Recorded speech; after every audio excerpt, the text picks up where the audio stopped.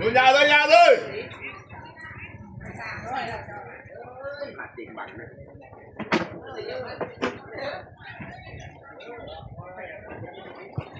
นั่นแหละ1%เรียบร้อยโอ้ยจับยิงนะจริงพอแล้วพอแล้วพุ่งล้มกัน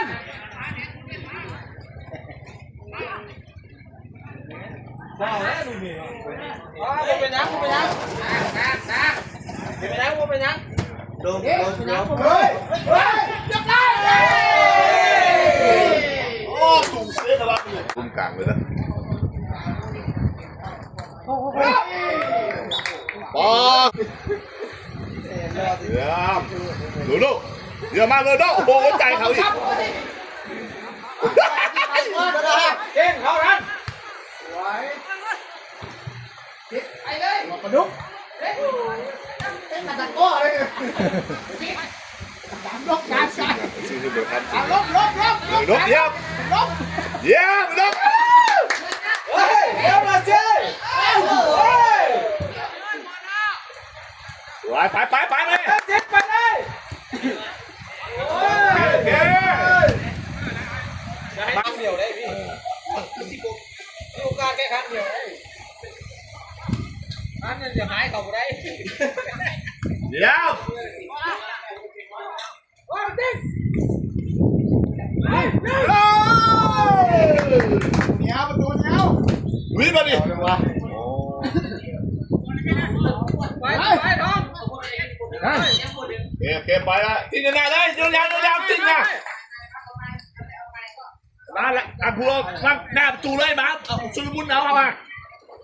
หาคนไปครับเพียงเขาเบาการจะพายนกอ่ะชิดเลยอย่าไปอยู่ข้างหน้าโดนเลยระดับตัวไกลละดันแล้วเรียบร้อยแล้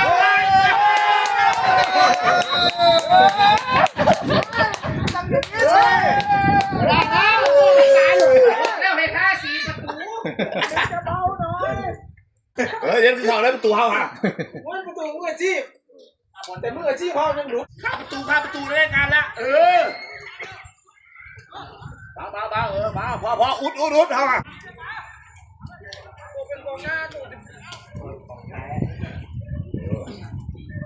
มาเด้เอากันข้าวโอ้เรียกว่าไผ่กูดีไผ่ไว้โอ้ยลำหน้านะป๋าลำหน้าป่ะลงมา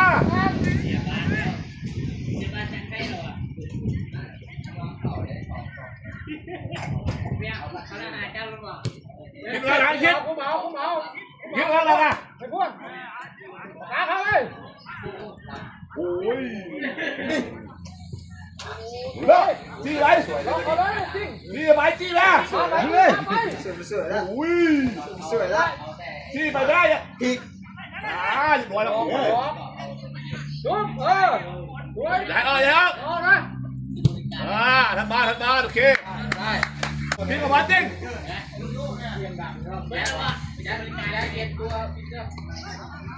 ไว้แล้วโอ้โหปลาซ่าว่ะปลาซ่าเฮ้ยช่วยปลามาจะมาชมผลงานนะเอาไม่เลยเห็นเลยต่อไปใกล้ไอ้คลิปจะเปิดไรกันบาลูโดพิงเอาไปเลยนี่นะมา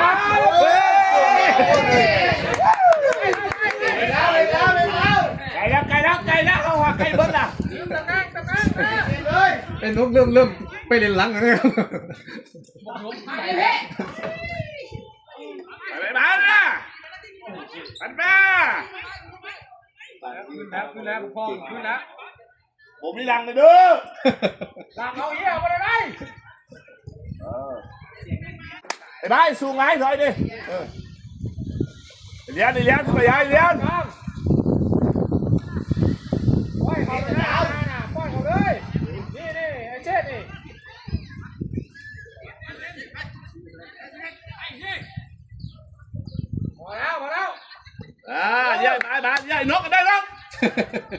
แกลูกพี่ฟาวเบิร์ดได้บุญไผ่เพียนได้ไอ้ที่เสาซองนะไอ้ที่เสาซองนะ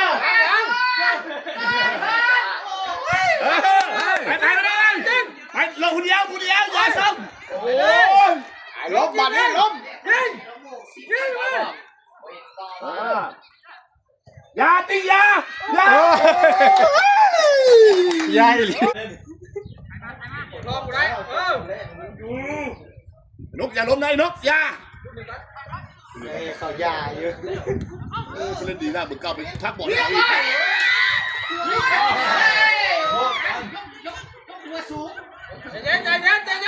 ใจเย็นโอ้ฉลาดนะพ่อว่ามึงนี่ดึงออกมาป้าดึงออกมา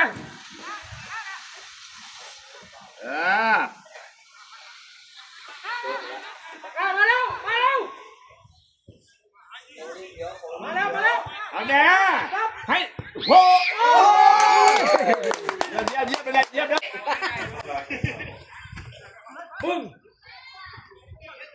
เร็ว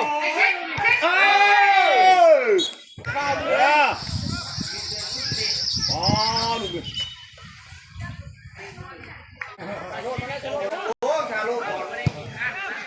ลุยเชี่ยวแม่เลยพอเต้เด้อพอแล้วอายุเกินป่ะ อันนี้ที่ขวดไม่อีกคนนี่โอ้เหลือผู้เดียวได้คนเดียวนั่งอยู่เยี่ยมเคเลยพี่ยังไงเลยมีเรื่องอะไรบ้างถ่ายรูปครับแล้วตัวนาทีละกายยิงเลยนะไปไปดิปลาใหญ่ให้ออกปลาไม่ออกเยี่ยมมากยิงนั่น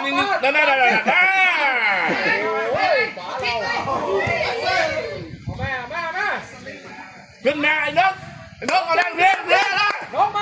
าติ้งมาใครได้นี่ฮะ1-0ครับเขานั่งหรอเขานั่ง1-0ไปเถอะแล้ว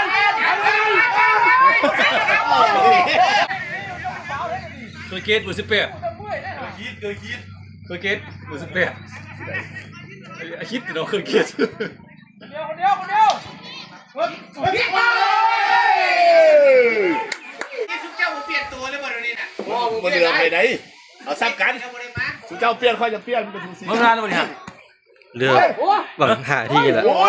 เรือบังหาที่หรือ5 ทีโอ้ผมเปลี่ยนสามเรือหลังเลยเครื่องแรกวันนี้ฮะเดี๋ยวบอกเขาไม่เอาหูเลย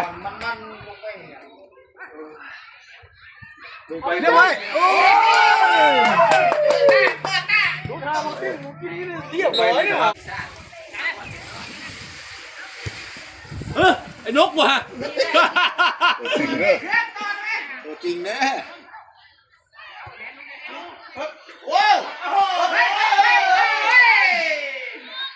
แม่ชิมไปใช่ไหมพริกไปเยี่ยม